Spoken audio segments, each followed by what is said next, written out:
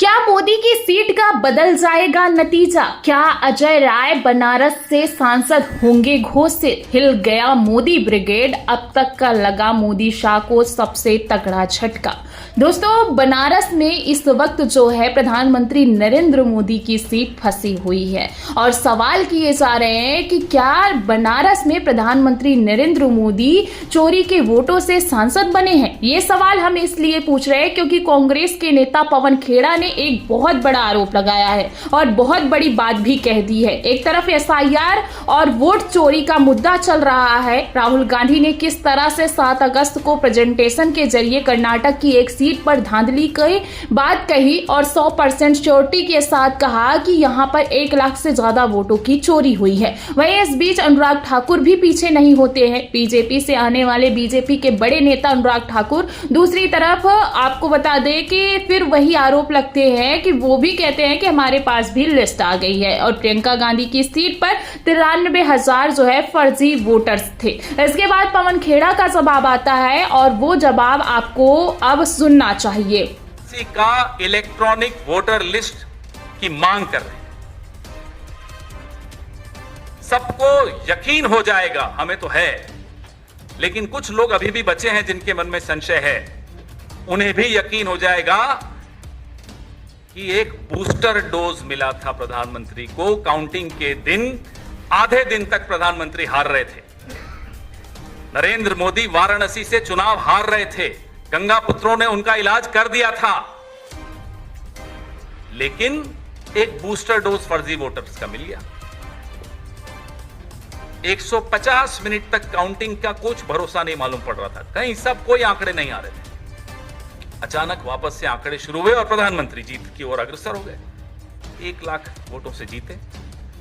अगर ये आंकड़े हमारे पास आ जाते हैं, इलेक्ट्रॉनिक वोटर लिस्ट हमारे पास आ जाती है वाराणसी की, ये साबित हो जाएगा कि प्रधानमंत्री भी गद्दी को चुरा कर बैठे हैं। चोरी की कुर्सी है। वोट चुराया, चुनाव चुराया, कुर्सी चुराई। ये 3 चोरियां इस प्रधानमंत्री ने की हैं।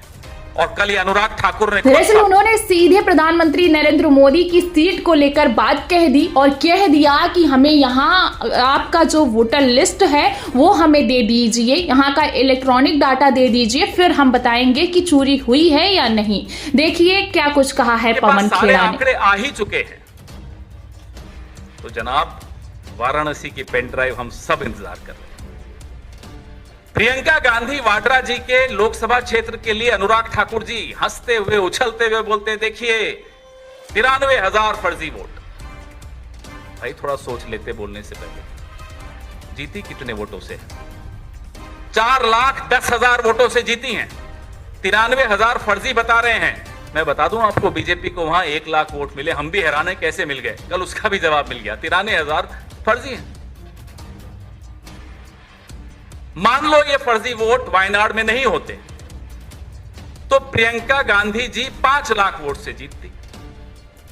हम तो यही मानेंगे। आ जाइए रायबरेली में, वहां के भी कुछ आंकड़े इन्होंने दिए। मान लो वहां भी फर्जी वोट नहीं होते, राहुल गांधी 5 लाख वोट से। दोस्तों, पवन खेड़ा अपने बयान में सीधे तौर पर ये आरोप लगा रहे हैं कि प्रधानमंत्री नरेंद्र मोदी ने बनारस में भी धांधली की है। क्यों? क्योंकि एक तरीके से अगर देखा जाए, जो लोकसभा का चुनाव चल रहा था उस वक्त आधे दिन तक नरेंद्र मोदी पिछड़े हुए थे। दरअसल ये बात इसलिए पवन खेड़ा कह रहे हैं क्योंकि पवन खेड़ा ने कहा है कि जिस तरीके से आधे दिन तक प्रधानमंत्री नरेंद्र मोदी देश के प्रधानमंत्री पिछड़े हुए थे और एकदम से फेक वोटर्स का बूस्ट मिल जाता है और जीत जाते हैं। महज 1.5 लाख वोटों से जीत जाते हैं, 1 लाख वोटों से जीत जाते हैं और इस वजह से ये सवाल है और बड़ा सवाल जो है वो अब विपक्षियों के द्वारा किया जा रहा है। दूसरी तरफ उन्होंने अनुराग ठाकुर से कह दिया कि अगर आपके पास आ गया है डाटा तो हमें भी दे दीजिए, हम भी देख ले भाई। जो बनारस की पेन ड्राइव है वो भी खुले तो हमें पता चले कि बनारस में क्या हुआ है क्या नहीं हुआ है। दूसरी तरफ प्रियंका गांधी को लेकर अनुराग ठाकुर ने कुछ बयान दिए हैं। उन्होंने कहा है कि वो भी फर्जी वोटों से जीती हैं जबकि उनका डाटा पूरी तरह से गलत था। इस पर भी पवन खेड़ा ने सीधे तौर पर निशाना साधा। क्या कहा सुनिए। अब आपके पास सारे आंकड़े आ ही चुके हैं, तो जनाब वाराणसी की पेन ड्राइव हम सब इंतजार कर रहे हैं। प्रियंका गांधी वाड्रा जी के लोकसभा क्षेत्र के लिए अनुराग ठाकुर जी हंसते हुए उछलते हुए बोलते, देखिए 93,000 फर्जी वोट। भाई थोड़ा सोच लेते बोलने से पहले। जीती कितने वोटों से? 4,10,000 वोटों से जीती हैं। 93,000 फर्जी बता रहे हैं। मैं बता दूं आपको, बीजेपी को वहां 1 लाख वोट मिले। हम भी हैरान है कैसे मिल गए, कल उसका भी जवाब मिल गया। 93,000 फर्जी हैं।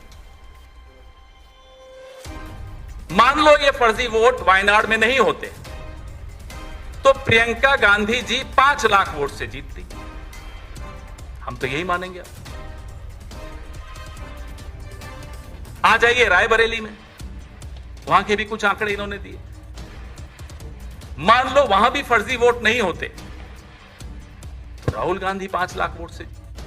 दोस्तों, पवन खेड़ा ने अपने बयान में कहा कि अगर 93,000 फर्जी वोटर्स होते तो प्रियंका गांधी तो 4 लाख से ज्यादा वोटों से जीती हैं। फिर ऐसा कैसे कह रहे हैं? उल्टा पवन खेड़ा ने यानी कि बीजेपी पर ही निशाना साध दिया और कह दिया कि इसका मतलब है कि बीजेपी ही फेक वोटर्स के जरिए जीत रही है और उनके जो लगातार जो बातें की जा रही है, सामने आ रही है वोट चोरी की और धांधली के, उससे बीजेपी कहीं ना कहीं परेशान नजर आ रही है। आपको बता दें, जब से राहुल गांधी ने यह बड़ा खुलासा किया है तब से सत्ता पक्ष और विपक्ष में जो है वार पलटवार का दौर चल रहा है। लगातार प्रत्यारोप आरोप लगाए जा रहे हैं और यही जो है अब खलबलाहट बीजेपी की भी नजर आ रही है, जिस पर अब कांग्रेस सफाई दे रही है, कांग्रेस सच्चाई सामने ला रही है।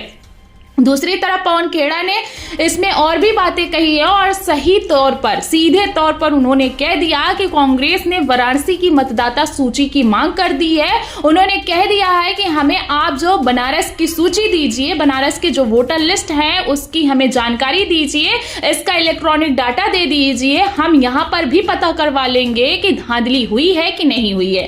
क्यों? अगर देखा जाए तो 7 अगस्त को राहुल गांधी ने जो एक बहुत बड़ा एटम बम फोड़ा, राहुल गांधी ने सीधे तौर पर एक सबूतों के जरिए 1 घंटे 22 मिनट की उन्होंने बाकायदा प्रेस कॉन्फ्रेंस की थी और उस प्रेस कॉन्फ्रेंस में उन्होंने बताया था कि किस तरीके से कर्नाटक की एक सीट है महादेवपुरम और वहां वो जो है वोटों की चोरी की गई है, वोटों की चोरी हुई है, 1 लाख से ज्यादा वोट चुराए गए हैं। वहीं दूसरी तरफ अगर देखा जाए तो अब कांग्रेस और भी सीटों के खुलासे करने वाली है। करीब जो सूत्रों से जानकारी आ रही है कि 48 ऐसी सीटें हैं जहां पर कांग्रेस अब नया खुलासा करेगी और इनके बारे में पार्ट्स के जरिए बताएगी कि किस तरीके से यहां पर चोरी हुई है, वोटों की चोरी हुई है और इसको लेकर भी प्रॉपर रोड मैप तैयार किया जा रहा है। बहुत जल्द ये खुलासा भी राहुल गांधी करने वाले हैं। पवन खेड़ा ने अनुराग ठाकुर को लेकर और भी बातें कही। फिलहाल आपको इस पर क्या लगता है? जिस तरीके से बीजेपी जो है वो डरी सहमी हुई है, परेशान नजर आ रही है और उनके नेता अनर्गल बातें कर रहे हैं। क्या कुछ कहना है? कमेंट में अपनी राय जरूर दें।